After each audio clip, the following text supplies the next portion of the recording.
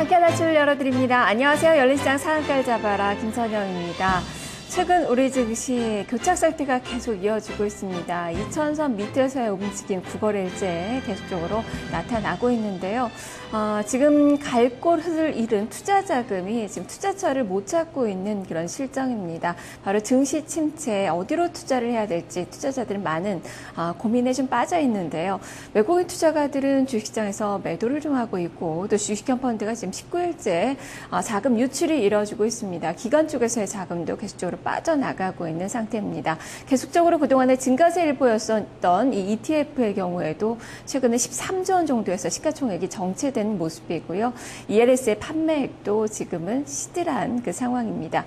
자, 오늘도 비슷한 흐름이 이어질까요? 일단 오늘 새벽에 마감된 뉴욕 증시는 이틀째 하락세를 보였습니다. 경기에 대한 우려감이 증폭되고 인텔의 투자 의견 하향 등 전반적으로 기술주들이 크게 위축된 모습을 보였는데요. 과연 우리 증시에 어떤 영향을 미칠지 미증시 포인트로 살펴보겠습니다. 김민지 기자입니다.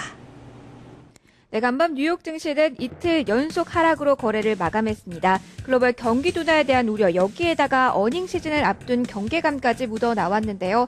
다우존스 지수가 100포인트 이상 하락했습니다. 0.81% 하락하면서 13,473선에 이날 거래를 마감했습니다. 업종별 마감 동향 보신다면 전 업종 하락 마감했습니다. 통신업종이 1.2% 하락했고 금융업종이 0.64%, 에너지업종 0.39% 하락으로 거래 마감했고요. 산업재 쪽도 0.96% 하락했습니다. 다우존스 구성하는 30개 종목 가운데 선당해줬던 종목군 먼저 보신다면 맥도날드입니다. 0.62% 올랐고요. 이날 장 마감 후에 바로 실적 발표 예정을 하고 있었던 알코아, 강부합권에서 거래 마감했습니다. 참고적으로 실적이 나왔는데요. 시장 예상치는 상회했다는 점 체크를 해보시고요.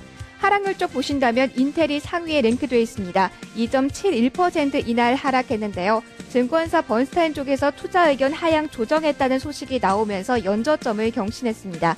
마이크로소프트가 1%대 하락률을 듀퐁사, 홈디포, 3M 모두 하락폭을 기록하면서 거래 마감했습니다.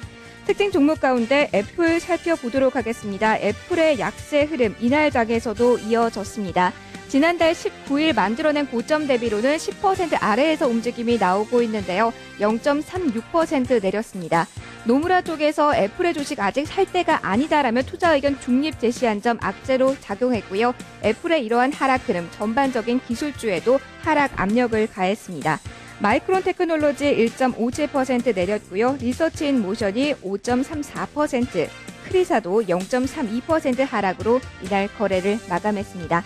이날 시장 움직인 재료들 조금 더 자세하게 살펴보도록 하겠습니다. 세계은행에 이어서 IMF까지 글로벌 성장률 전망치를 하향 조정했습니다. IMF는 올해 세계 경제 성장률 전망치를 기존 3.5%에서 3.3%로 하향 조정했고요. 내년 성장률 전망치도 3.9%에서 3.6%로 낮췄습니다. 신용평가사인 스탠더드앤푸어스도 미국의 성장률 전망치를 조정했습니다. S&P는 올해 미국 경제가 2.2% 성장하고 내년 1.8%로 둔화될 것이라고 예상했습니다. 이런 가운데 미국의 9월 고용 추세 지수가 전월 대비 하락세를 보인 것으로 나타나 시장을 더욱 무겁게 했습니다. 민간단체인 컨퍼런스 보도에 따르면 지난달 고용 추세 지수는 107.86을 기록해 직저돌의 하향 수정치인 108.23보다 하락했습니다. 유럽 재무장관 회의에서는 별다른 성과가 없었다는 점도 부담이었습니다. 이 자리에서 스페인은 당장 구제금융을 신청할 계획이 없다는 기존의 입장을 다시 한번 강조했고요. ECB 역시 무조건 도와주지는 않을 것이라는 의견 고수했습니다.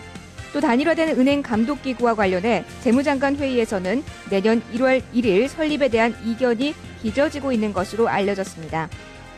이렇게 유로존 재무장관 회의에서 스페인 구제금융에 관한 아무런 진전이 나오지 않은 데 따른 실망감, 스페인 국채 신량에도 반영이 됐습니다. 10년 만기 국채금리 간밤 급등하면서 일주일 만에 또다시 6%선을 넘어섰습니다. 호재성 재료로는 독일과 그리스 양국 총리가 그리스의 유로존 잔류에 대해 긍정했다는 소식이 전해졌습니다. 하지만 재료로 영향을 주지는 못했습니다.